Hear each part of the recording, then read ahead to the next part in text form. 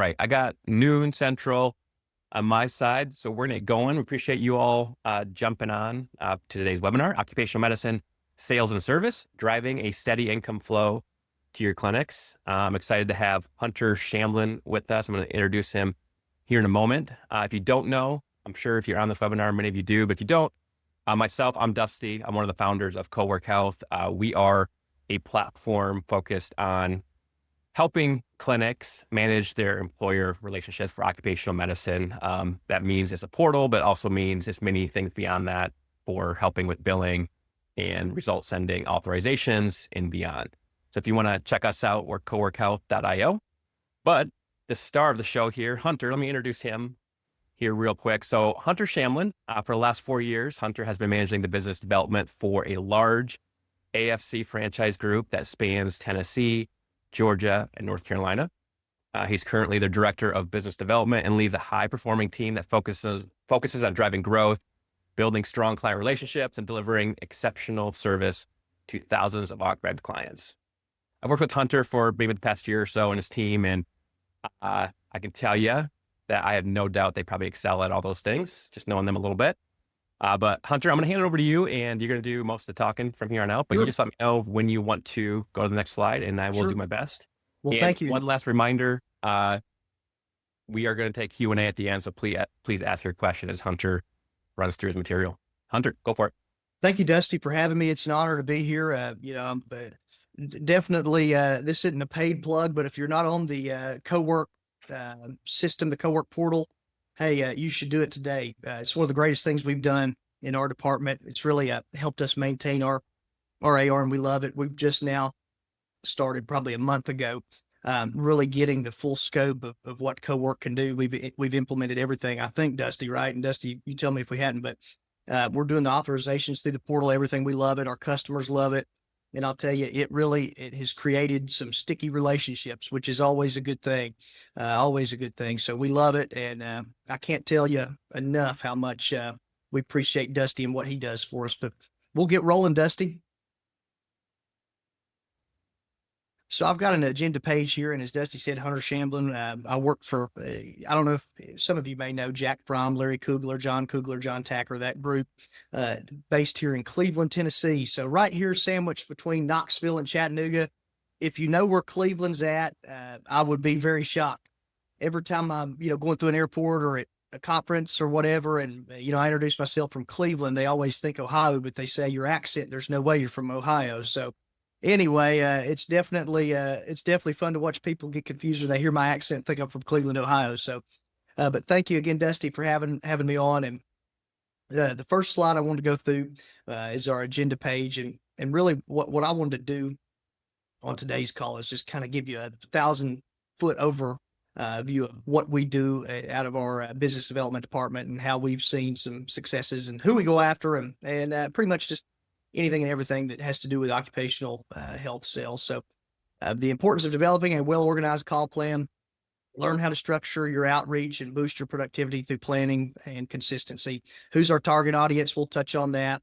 Why are they the right choice, right? Identifying qualifying leads aligned with your clinic's occupational medicine services. What do our customers really want? Understand employer expectations, speed, communication, and trust, and then exceed expectations every time. Deliver consistent, high-quality service that builds loyalty and long-term partnerships.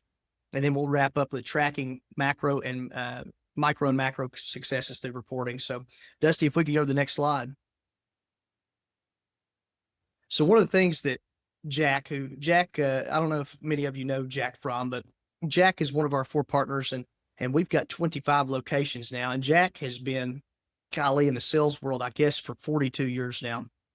And so I came in young and fresh and learned everything I know from Jack. So I've been very fortunate to get to work under him. But I'll tell you, one of the main things that he preached to me and that I have bought into, that I preach and teach and coach every single day, is having a well-organized call plan for your sales reps, or you. It could be you that's out selling the occupational medicine services. For years, Jack would do his he would, as an owner of clinic, he would do his administrative ownership duties in the morning time, and then he'd get out and sell in the afternoon. So don't feel like you have to have a business development manager, a sales rep, or whatever to get out and do it. He did it for years himself until they could scale it up to hire business development manager. Now we've got a full team of 6 here in my department. So anyway, defining and developing a well organized call plan.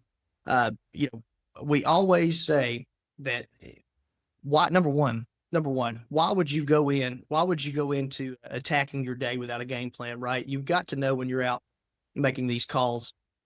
Where's your next stop? Who can you call in between these stops?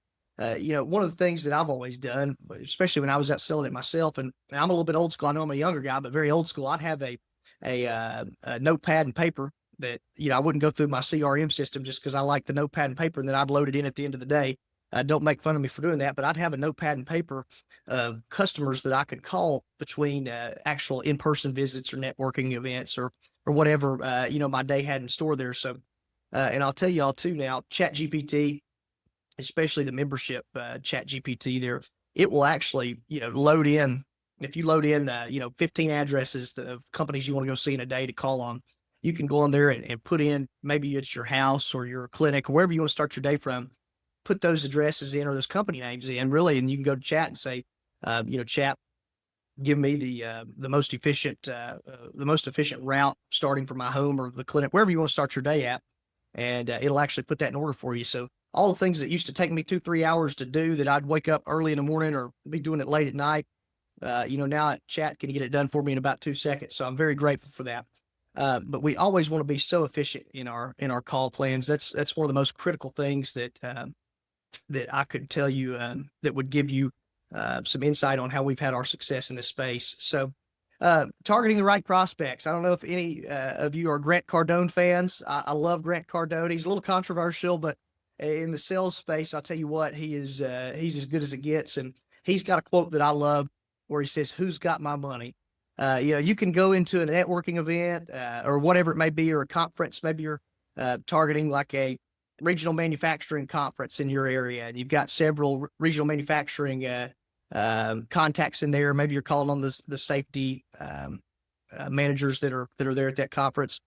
Who's got your money in there, right? So what I mean by that is, who can you go and talk to that is going to pay you a dividend, right? You need to know these type of things when you're building your call plan. I would always tell my team you're always going to see more success when you're able to have the knowledge of, this is a company I need to get into because, whenever they do respirator fit testing and we do respirator fit testing, and, I got the inside scoop here from a networking event that they were going to have 150 respirator fit tests needed to get done. So I need to go call on Susan Smith and HR at Jones Corporation and let her know we can offer that service. So all these things are huge. Then structured talking points, making sure we're always keeping our conversations pointed to, bringing it back to how we're going to get their business, whether that's drug testing, fit testing, whatever the thousands of services we do. And then boost productivity. And I kind of harped on that earlier, but I had to throw Jack in here. He pays me $100 every time I mention his name. I'm just messing with you. Nobody, if you know him, nobody tell him that. I'm just kidding. But he always says a good plan today is better than a great plan tomorrow. And we live by that. In sales, you're going to live and die by preparation and planning. So I always preach to my team, we've got to have a good game plan, a future game plan of not only tomorrow's plan, but our weekly planning and then our monthly planning. So we get very meticulous with this. And then I did harp on this, using ChatGPT to streamline your route planning or even lead generation. Chat is fantastic now for lead generation. Now, does it make some mistakes? Yes, it does, but it doesn't miss as much as what it used to, and it's actually honed in and gotten pretty doggone good, and I use it religiously. Then also networking events, Rotary Club, SHRM, so that's Society for Human Resource Managers, and regional manufacturing groups. So these are fantastic. I'm always preaching to my team, if you're going out and you're cold calling companies, at least in our market, if you're going to have a successful day, you're probably getting to 10 to 15 companies in that day, 10 to 15. Maybe you have 3 good conversations out of those 15 calls. But why would you go and make 15 stops in your day? That's going to take you all day long when you could go to a Rotary Club meeting or a regional manufacturing group meeting or a SHRM meeting where you could see 50 people in an hour. So I'm always harping to my team. We actually require our business development managers to, put networking events on their calendar. And I'm copied on all those or included on all those calendar invites. So I can see that they're going and doing this because, hey, if you don't want to be in a room with a bunch of human resource managers or safety managers in this business, then you don't need to be working with us. So I would always say that be as productive as you can. Get to those networking events; they're gold. And I'll tell you this: they are a captive audience. And anybody that's worked sales has probably been thrown out of a plant or two before. I always tell this story to our new business development managers because we're aggressive. We always say, and I'll probably regret saying this on recording, but we'll go for it. We always say, other than getting arrested, anything to get in that company is on the table, right? Anything to get you in the back there to the decision maker is on the table. So I remember getting thrown out of the Volkswagen plant in Chattanooga, Tennessee, when I was brand new. So I snuck in through a side door. I'm not recommending that by any means, sneaking in through a side door, but I was in there hungry to get a sale. So I'll tell you that, hey, we're as aggressive as it gets, and we will go for it. That's my point on that. But also, leveraging connections. Hey, ask these human resource managers to refer you to another human resource manager that might have need for our services, right? Or workers' comp care, even. These HR and safety managers, they talk, they really do. And, if you do good for Jones Corporation, well, the chances are, they're going to recommend you Smith Corporation because they really do network and they network heavily in this world. And I'll tell you, if you're able to get some referrals out of a fellow colleague there in the HR or safety space, it's critical and it's huge, and it'll get you in the door in places that you never believed that you could get into as far as making the sale there with some large companies. So, Dusty, let's go to the next slide. Who is our target audience? So I'll tell you, we're urgent care, but our ancillary piece here, the main ancillary piece that we have is occupational medicine and workers' comp care. So it's not I would say it's probably 12-ish% now of our revenue as a whole. Not everything, right? Not a huge number, but it matters. So we always say, if I told you I was going to pay you $10 an hour and I paid you $9 an hour, then you would care, right? You would care. It matters. So urgent care has its lean and it's more sparse times, I guess would be the best way of putting it, right? And typically that would be in the summertime. So that's why we started in the OcMed and workers' comp space, offering that out. It has been a great thing for us. Now, Jack started this program up long before I started with the company, but I'll tell you, it has been fantastic. And it's not gonna be the main source of your revenue if you're in the urgent care space by any means, but it is a ancillary piece that I'll tell you it is valuable, extremely valuable, and we really care and really put a lot of emphasis on it because it will help you get through those lean summertime months. So, who's our target audience and why are they the right choice for us? We always want to qualify our leads, identify companies with potential workplace injuries or a need for pre-employment and recertification services. So I would never tell you ever to go hit the onesies and the twosies is what we say. If you're going, let's say you want to call on McDonald's, never, never, never would I tell you to call on one single individual McDonald's. Now in Cleveland, Tennessee, where I live, there's a management group that owns about 30 McDonald's in the area. You better believe we'll call on the management office, right? But we're not going to call on those individual McDonald's or those individual, smaller chains like a Chick-fil-A or something like that. Now, I would always tell you if you're going to make that call, and I would encourage you to make that call, make sure you're going for the management office. Make sure you're qualifying that. Make sure you've got a good place to get your foot in the door, and that you're not having to make the call to the individual McDonald's because you're never going to get anywhere with that, right? Never going to get anywhere with that. So we typically deal with the bigger manufacturing groups, pre-employment. I've listed some of our pre-employment targets here. So assisted living centers, they're fantastic. They do a lot of vaccinations, immunizations, flu shots, daycares and school systems. They have to offer a lot of times pre-employment services. And also, obviously every one of these are more than likely going to offer drug testing, right? So municipalities, school districts, construction, skilled trades, transportation and trucking. The DOT space is huge. Some of our biggest customers are DOT trucking companies. You probably got a hub in your area. I mean, we've got them all over the place. Even in some of our more rural, small areas, there's some huge trucking hubs. So those are fantastic. And I'll tell you, you're going to make your money off offering it, obviously, off the landing a company that has several DOT drivers, but just having the capability to do the DOT physicals, you would be surprised. The one-offs that actually come through that just need their DOT recertification. Maybe their employer didn't pay for it. So It's a great service that I would recommend anybody offering that out. And then also manufacturing and distribution, logistics, warehousing, staffing, temp agencies, huge, and then restoration services. So, I always say like the Serve Pros, places like that have to get the Hep B or the TB. So, if your mindset is, okay, what is the potential for injury? When I'm walking into a company, are there going to be a lot of people getting injured here? If the answer is yes, you got a winner. If the answer on, pre-employment services is, yeah, they're going to have a lot of turnover. Number one, number two, they're going to require some pre-employment services there in order to hire these people, then you've got a winner there. So that's how I always tell our BDM team to qualify these leads. Is there potential for injury?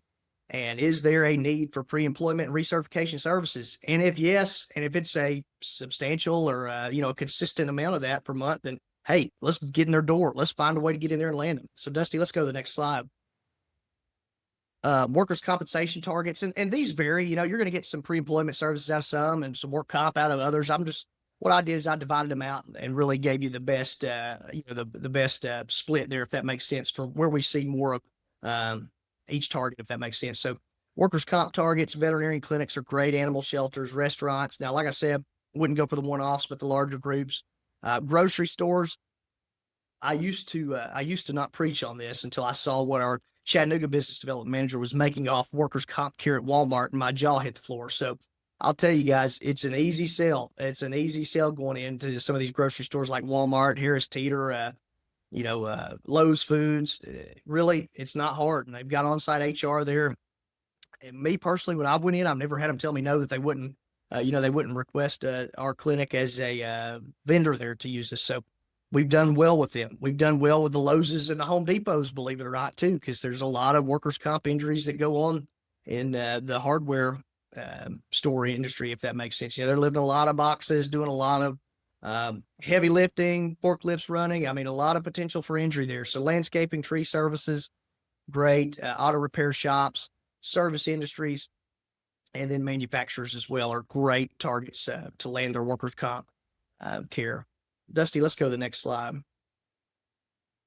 Who's our target audience and why are we the right choice, or why are they the right choice? Continue with this. DOT services, we hit on this, trash collectors, trucking, bus companies, local municipalities. Then also, I don't know, many of you may not offer this. We offer it at some of our clinics. You have to have a civil surgeon in order to do this, but immigration services, I want to throw that in. They're fantastic. They're cash paying customers.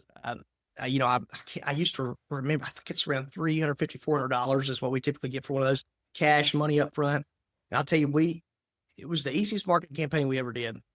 We went to the local immigration attorneys, and, I'm sitting here thinking, when we decided to do this, my team's going to have to look up a lot of immigration attorneys. There's not many, not at least not in our area. There's not many. There was 2 or 3 in the Chattanooga area, 2 or 3 in the Knoxville area. So I would say that's more than likely the case wherever you're at in the country.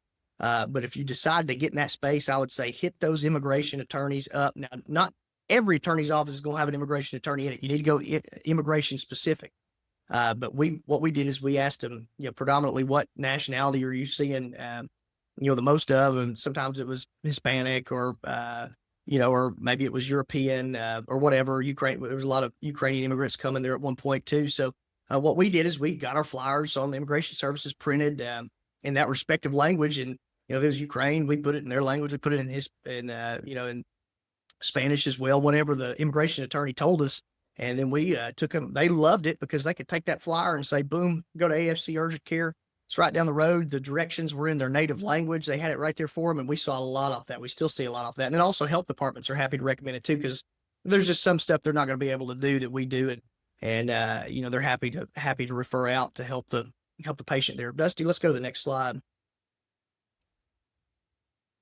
So who are our target contacts? Safety directors, safety and compliance officers. The safety team often directs injured employees towards your clinic or away from it. And I'll always tell you, whether it's right, wrong, whatever the case may be, 90% of these safety managers are incentivized off of, their how many recordables come through their manufacturing facility. So you want to see a heated safety man quick, let one of your providers prescribe a recordable that really shouldn't have been a recordable. And let me tell you, they'll be going ballistic over it. Or, if you want to really see a safety manager get hot and steamy, then if you can speak to, hey, if it's if it's an injury that maybe it requires some pain medication, but it can be handled with over the counter ibuprofen and Tylenol rotated rather than a prescribed drug there, then hey, let me tell you, they'll be your friend for life. Or maybe you could glue it rather than stitch it. All these different things that that we can do. There's 14 big non-reportable treatments. Matter of fact, I went as far. It probably gets on our providers' nerves, but I do it, and we actually audit this a couple times a year.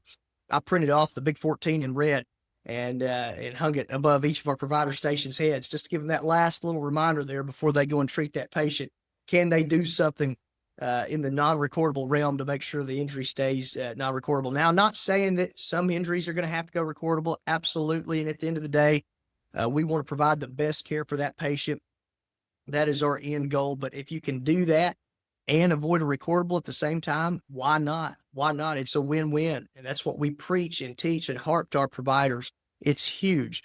And once your reputation gets out that you are trying to help the employer avoid those recordables, and you're respected in the industry, and they know you send your employee to one of our AFC urgent care groups in our area, they know that our providers are trained on this, consistently trained on it, and they know that they're going to get care that's, number one, good for the patient, but also we're not going to prescribe them or we're not going to put on them an undue recordable, if that makes sense. Could not speak to that enough. That's probably the biggest ticket. It is the biggest ticket for how we land workers' comp clients or customers. Human resource managers, HR assistants. The human resource team directs employees to a clinic for pre-employment services or recertification services. It's kind of a two-edged sword there. Your safety director's got you on the post-accident injury side of things, and then your HR is going to be handling the pre-employment recertification side of things. So knowing who you're going in there to see is huge. And then also, what I always tell my team, if you've got Smith Company on workers' comp care, hey, why not parlay that and try to land their pre-employment services as well? Maybe they do a physical and a drug screen. So if you're getting their injured employees, why wouldn't you try to get their pre-employment employees that are coming through too? Or vice versa, if you're getting their pre-employment services, then, why wouldn't you be trying to get contact from your HR contact in the building to get you to the safety director to handle their post-accident injury care? Let me tell you, they love it, because what all these different employers want. They want one-stop shopping. They want one contact. And that's why we've designed our system the way we have.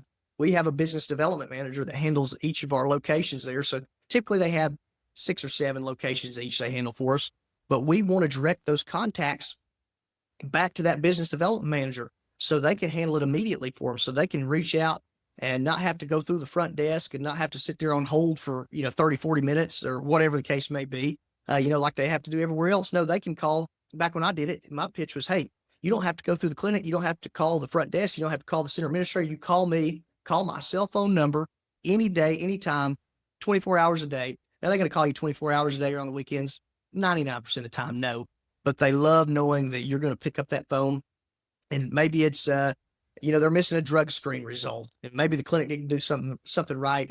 Maybe they hadn't, put it in the system yet or something. So the ball got dropped somewhere. They love knowing that they could call Hunter Shamblin up and he was going to get it fixed for them immediately. They loved it. And it made such a sticky relationship because everyone's busy. We can make it so convenient for them.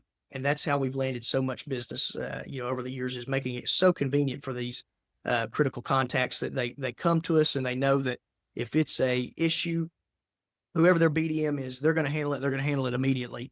And that gives them peace of mind. So, and really not many other places do that. So, Dusty, let's go to the next slide. What do our customers really want? They want conservative treatment. I know I touched on this. Non-recordable treatment. Anytime you can do that, or your provider can do that, like I said, it's critical. Fewer recordables, lower insurance costs. I had this may be a Dr. Kaler story here, Dusty, but I heard this story somewhere. I think it is a Dr. Kaler story. But I'll go ahead and reiterate it if it is. I'll tell you, I heard the story told where the safety manager, one of the urgent care vendors, asked the safety manager, "What's a recordable worth to you?" And he said, "About $30 million. And he said, what the heck? Because if they have too many recordables, then that costs them bids. So avoiding these recordables are huge, huge, huge. Um, so if you can do that and give the patient quality care that they deserve and need, then you're winning. You are winning. Build employer trust while ensuring quality care. Qualified providers and staff who understand occupational medicine and workers' compensation care. It's got its own language. One of the things we do, one of the things we do at AFC is, if one of our customers wants to get on the line with a provider, hey, they call the BDM, we'll get them on the line with the provider. Maybe not immediately, but when they step out of a patient's room, we'll have them there waiting, and they can speak to the provider about what happened with that employee, what's the plan of care moving forward, any question they may have. And excuse me, and I'll tell you too, one of the things we do, as a matter of fact, and I'll get into this, a little bit later too, but one of the things we do, we actually mandate our providers after that initial work comp visit, they are to call back the employer, whoever's on the protocol. So that's our sheet that basically tells anybody from the front desk, the MAs, center administrator, whoever needs to say to the provider what we're doing with that individual customer. So if it's a customer that comes in from Smith Company, we've got a protocol on file for them that says everything they're doing, all the way from what services they're going to be receiving to to who gets the bill, and who we call for that first initial visit to speak with. So our providers are going to call whoever's on that protocol form, who is the designated contact. They're going to call them and let them know, hey, Miss Smith, here's what happened with Mr. Jones. Here's what we're going to be doing. He's going to be back at work tomorrow. Blah blah blah. He's going to be wearing a wrist, a wrist support on his left wrist. He can still perform all of his job functions, but but he'll be rotating Tylenol and ibuprofen throughout the day. Boom. That's a typical conversation that one of our providers may have. It takes them, 2, 3, 4 minutes to call and let those contacts know that, but it means a lot to them that we actually have our provider who saw that patient call, let them know what's going on, what the deal was. It's huge. It really is. It's huge. And then God forbid you do have to go that recordable route. It helps the safety professional there talk it through with the provider on why it happened. It's been one of the best things we've done. What else do our customers want? Fast, efficient, quality patient care that minimizes downtime. Our door-to-door time right now is 58 minutes, so we're going to get you in and out in an hour. That's across all 25 of our locations. A lot of times drug screens, pre-employment services a lot quicker than that, really a lot quicker than that. But fast, efficient care, we got to get these employees back. We got to get them the care they need, got to get them feeling better and get them back to work. That's the name of the game.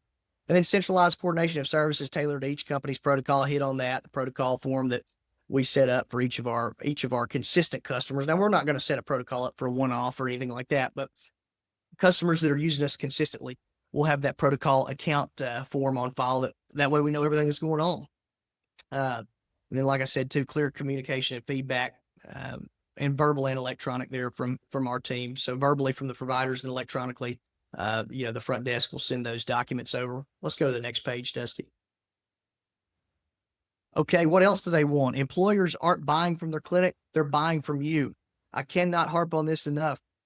Whether you're out selling or you got a sales representative or a BDM, as we call them, out selling, hey, the most sales I ever got were the customers that I could convince, if you've got a problem, you call Hunter and I will get it fixed. I'll get it fixed immediately for you, whatever that may be. Or, hey, I'll tell you, we've made a lot of money over the years from an employer being in a pinch and calling saying, hey, I've got 150 whatever vaccinations or immunizations that I got to get done by next week.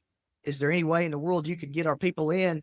Hey, I was nimble enough to get it done, work with operations and find a way to thread that needle and get it done for them. You've created a true friend and a customer for life if you're able to bend over backwards and do that for them. If they know that you've got their back and number one, you're going to fix any problems that they may have, or they can come to you with, bigger projects like that, and you'll get them in and get them in timely and get to work on it immediately. It's huge. It's critical.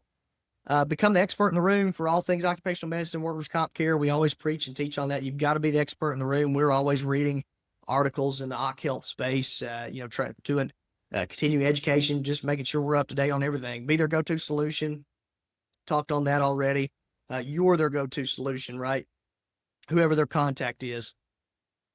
Then ensure your staff consistently exceeds expectations in care and follow up. You've got to make sure your staff, your clinical staff, whether that's front desk MAs or providers or center administrators or business development managers, whatever the case may be, you've got to make sure that um, they are following up and keeping up to our expectations of what we're out here selling these customers. They've got to exceed the expectations, and they've got to do what we have sold essentially. If you're out here selling that we're going to get you in and out in 58 minutes, on average is our door-to-door time, and you got a customer in there for 2 hours, then hey, they're not going to be a customer very long, right? They're not going to be a customer very long. So we've got to make sure that we're always exceeding the expectations of our customers. Build trust with the employer, creating long-term partners and loyal customers. Like I said, that's huge. Trust is it takes a long time to build trust, but it takes a second for that trust to go away. So don't want to harp on that, but you know exactly what I'm talking about, really. So we've got to make sure our customers know that they can trust us. They can trust us with their most precious assets, which that's their employees. And then position yourself as a solution for their bottom line, helping them reduce costs and improve employee outcomes. At the end of the day, business is business. It's all about the bottom line. So, hey, what can we do? And I'm not saying lower your prices, right? We're not the cheapest in the market by any means. Matter of fact, in some areas, we're the most expensive. But what we do is we get you in, we get you out quickly.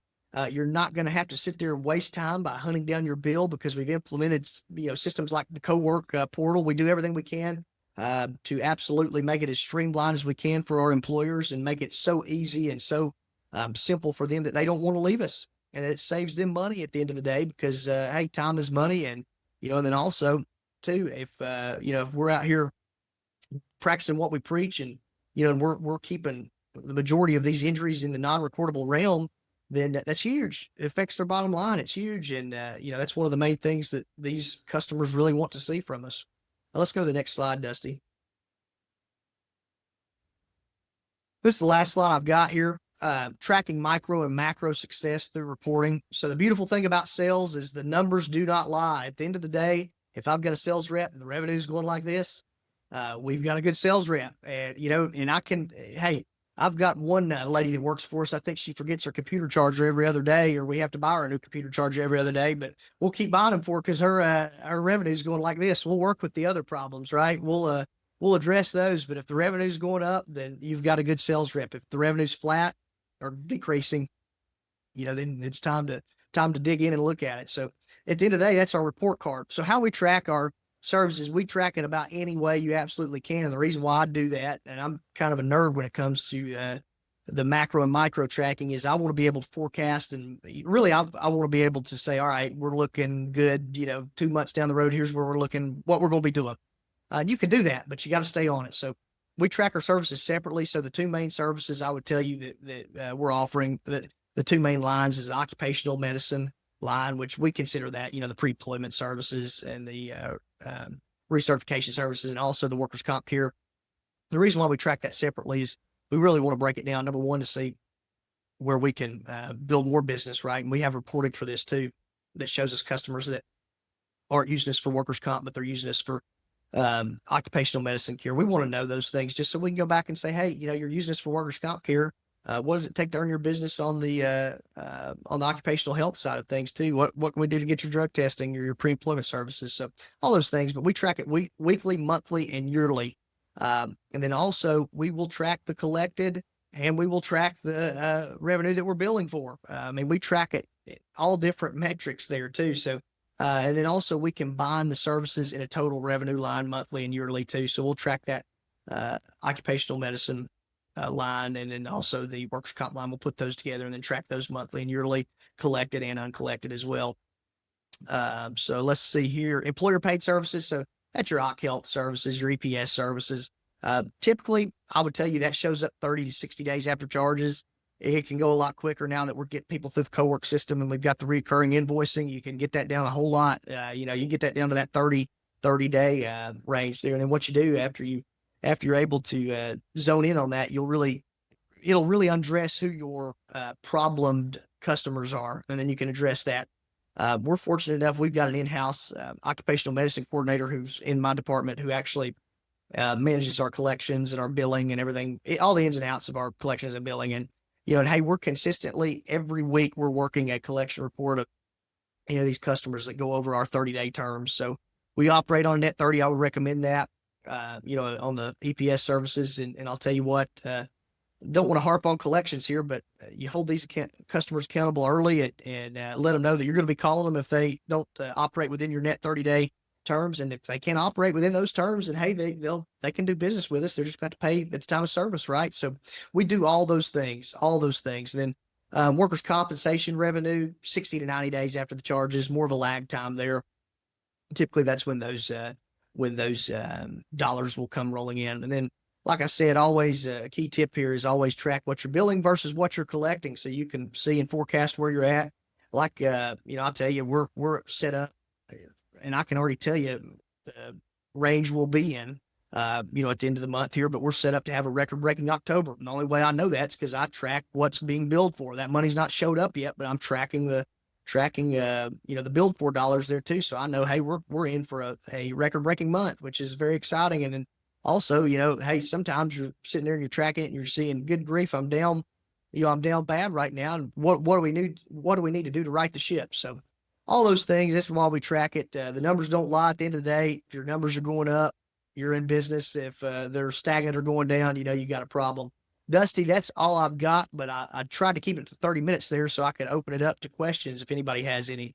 Yeah, appreciate it. I feel like you talk faster than your accent should allow, but Yeah, I do. Well, you know, hey, you get a Monster Energy drink in the system, and you know, you'll just get to rolling quick. all right, good to know. Okay, we got a few questions popping in. If you have others, please add them, but I'm going to take one of these at a time. I'll read them off, and then Hunter, if you want to give it a go. So Absolutely. the first one here, how many business development reps or managers do you have for how many locations? Okay, so I would tell you, the perfect world, you want your business development manager to have about 5 locations because there's 5 days in the working week, right? They can get to those different territories in a day in a perfect world. We had that for a while. Now we've grown our operation. So now we're getting to a point. I don't know exactly when, but I would always tell you, I would not go above 7. So we typically keep our business development managers, they're covering anywhere from 5 to 7 locations, just depending on that territory. And, you know, maybe we've got a new clinic and maybe somebody picks one up for a little bit longer of a time, you know, until we hire a new BDM, because you don't want to stick somebody with, you know, 1 or 2. Some, you know, maybe some areas you might, if you've got the ability to do that. But in a perfect world, I'd say 5. I wouldn't stick more than 7 on somebody. Right. Someone's asking, can you provide your top 14 list? I don't know if that was for recordables Yeah, or what. absolutely. Absolutely. I will provide that. I'll pull that. And Dusty, I'll send that to you if you want to send that out too. Yeah, sure. And yeah, that's huge. That's huge. Absolutely glad to do that. Awesome. Someone's asking, are you using a specific CRM for your BDMs? Yes, I didn't talk on this, but our CRM system is critical, and that's where we do a lot of really all of our planning, and it connects to our calendar. It's Nutshell. I know everybody's probably familiar with Salesforce. It's not as, you know, it's definitely not as complex as Salesforce is, but it does the blocking and tackling of what we need done. You know, there's not 1,000 different bells and whistles. You know, I never want our BDMs getting so, you know, really so fascinated with all the different bells and whistles of their CRM rather than outselling. I want them working it through a funnel, scheduling follow-ups, using the CRM for what provides a dividend to us. Anything more than that's probably a waste of time. But we use Nutshell. It's great. Anybody that wants to get linked up with Nutshell, let me know, and I'll be glad. Dusty, you can provide my number and email there. I'll be glad to get you connected with our Nutshell rep too. So they'll do great for you. They've got a fantastic question and answer chat. As a matter of fact, it's got a bot that answers probably 80% of the questions you may have, and then you can say connect me to a live customer service rep, and you'll have somebody on within business hours, you know, within seconds there that can help you out. So it's great. It's been good for us. We've used it for years. Great. Couple more popping in here. Two-part question. Do you directly work with work comp insurance companies, and how do you become a preferred provider for them? We do, and you know, really, the main thing on that is obviously you've got to really you got to target the big players. You know, your Gallagher, Bassett, Sedgwicks, stuff like that. If you find them, I mean, it's just the same thing as any other type of old fashioned cold call. You know, calling and getting in contact there and letting them know you're there and getting set up. Same deal with TPAs. I tell you all, with the third party administrators, like your acuities and your comprehensive health, hey, they want to do business with you because they probably need a clinic in your area. And if you got multiple clinics, if they're doing business with you in Chattanooga, make sure they're doing business with you in Knoxville, because a lot of times they don't know. And we've actually put in an audit system now to where our occupational medicine coordinator lets me know, hey, comprehensive health is using us in the Chattanooga, 15 out of our 25 locations, but they're not using us for the other 10. That way we can let them know, hey, get signed up in our North Carolina clinics, get set up there, get them in the system so they can utilize those clinics as well. So we do target them. Great. How do you attract your first business development rep? What's an attractive offer considering for a small privately owned practice? Yeah, it really depends on the part of the country you're in. I'd tell you, I'd give them a good, fair base salary, and then I'd give them a lot of upside on the commission side, right? Because if you've got a sales rep that's in it for the salary, then you don't have a very good sales rep. You need one that's in it for the upside. So, and I'll tell you, we provide cars to all of our business development managers. Some people aren't, some people aren't going to do that, and I think that's a very attractive piece in today's world for sure. That car and the gas card is a huge thing for us. But I'd tell you, give them a good, fair base pay there, and then give them a lot of upside, and give them the ability to go out and make as much as they want to make. Make as much as you want to make in the sales world. Our bonus structure isn't uncapped or it's uncapped, no caps on it, anything like that. We want our BDM team out there. Really, we want them making a fortune with this. Someone's asking what do you need to do for the immigration services again? The provider need a specific type of certification? Yeah, they've got to be a civil sergeant. Have to be a civil sergeant. Cool. This is not a question, but a tip for everybody. If you want to be more visible to employers, at least in California, you need to enroll in the MPN network. If you have anything to respond to there, but just a tip, share it with the group. Awesome. How do you train your providers on work comp, writing restrictions and avoiding recordables when possible? So I'll tell you, our medical director, Dr. Rudolph, has done a fantastic job with this. And it's actually in their training, their onboarding training with us. And then also it's preached and teached and coached day in and day out. I put a lot on our BDMs, with it too, to make sure, that they're always speaking, excuse me, I have the hiccups there. But they're always speaking with with the providers, talking with them day in and day out, whatever clinic they may be in, just making sure they understand the process, making sure that they understand the big 14 non-recordable paths of treatment. But I'll tell you, Dr. Rudolph does a fantastic job on our provider conference calls, preaching and teaching and coaching that. And then also one of the main things we do too, if you have a recordable that really should have been a recordable, you're going to hear about it quickly. So what we do is, the business development manager brings it back to me, and then I get it addressed with Dr. Rudolph, and then Dr. Rudolph, our medical director, digs into it, looks into the chart, finds out if it was, if it was justified or unjustified there. And so then we can go back to that specific provider and teach and coach them. So really, we address every one of them. If I get a complaint about a recordable that, an employer is saying, hey, I don't think it should have been a recordable, we're all over it, getting it addressed, all over it. And sometimes the provider's right, and sometimes they were confused. You just have to handle it each situation individually. But I would definitely give them training and prep them on the front end of that too. And then also, I'd always say, hey, make it a consistent thing. People, tend to forget if you're not consistently reiterating the message, that you're putting out. So we always are talking about it. And like I said, our medical director does a fantastic job consistently coaching on it. Great. Someone asked about the recording. Yes, we will send out the recording for the webinar today to everybody that registered. So you'll get this in the next couple of days. Another person asking, do you incentivize this position? I'm guessing they're asking about the BDMs, but Belinda, if you want to clarify that, you can sure do that. Sure. You're probably asking, are they incentivize the commission structure? And yes, they are. Yeah.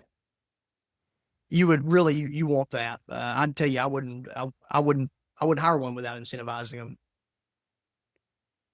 them. Cool. Last question I'm seeing for now anyway, is there a training tool for your MDs that your MDs use to train providers to do work comp?